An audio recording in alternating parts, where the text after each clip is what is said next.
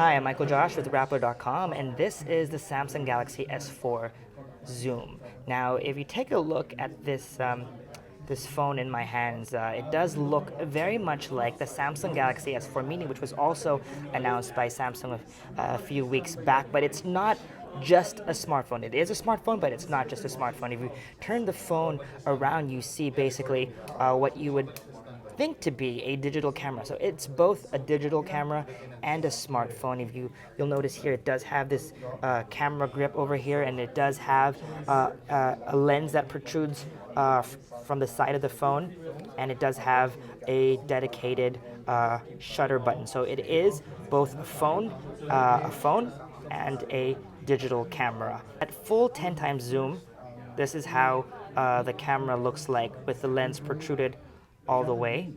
Now this dial over here has another purpose when you're not on camera mode. So I'm going to turn off camera mode over here. As you can see, go back to the Android phone and just turn the knob.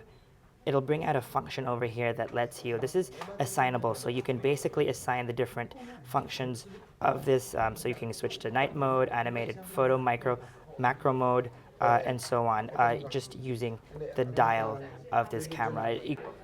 Okay, so let me run you by some of the device's specs. This Android phone runs on a dual-core 1.5 gigahertz processor. It comes with Android 4.2 Jelly Bean. The cameras up front, that's a 1.9 megapixel front-facing camera, and in front this is a 16 megapixel camera with a xenon flash. Now, xenon flash is another point worth noting. That is a better flash compared to the standard LED flashes which we see on standard smartphones. Nothing has changed. If you've seen the S4 Mini, the S4 Active, or the standard Galaxy S4, then this is the same interface. As you can see, all the standard apps are there.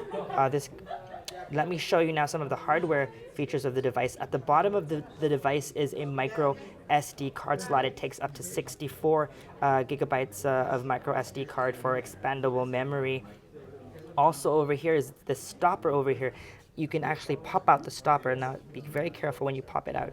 There you go. I just popped out that stopper, and that is basically a tripod mount. So you just have to pop in the stopper to put that back, and you wouldn't want to lose that. On this side of the phone, there is a port for the headphone jack.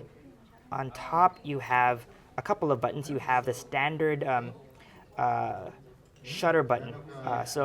And then you have the normal button layout. You have because this is the bottom of the device, they had to move the volume rocker to this side of the device. So if you're holding the phone that way, your volume rocker would be on the right side, and then you have the power button or the on-off switch over there, and then you have the volume rocker over here. Now, so this on the outside, or at least on this side of the phone, does look like a regular smartphone, but to make it look like a camera and feel like a camera, they've put that indentation over here, this grip over here, so that you can hold your camera like such.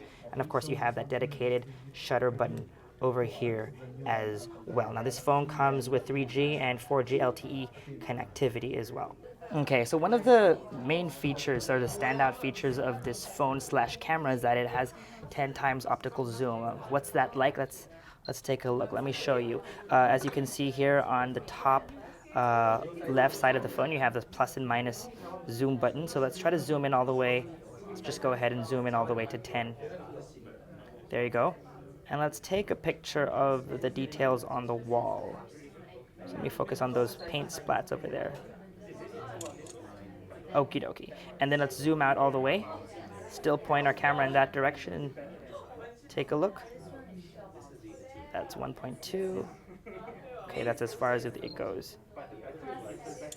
Now, if you're shooting in that mode, that's 24 millimeters. Now let's take a look. Now let's preview those shots. So this is how it looks like through the window of the wall, and this is the detail, the paint splats on the wall. So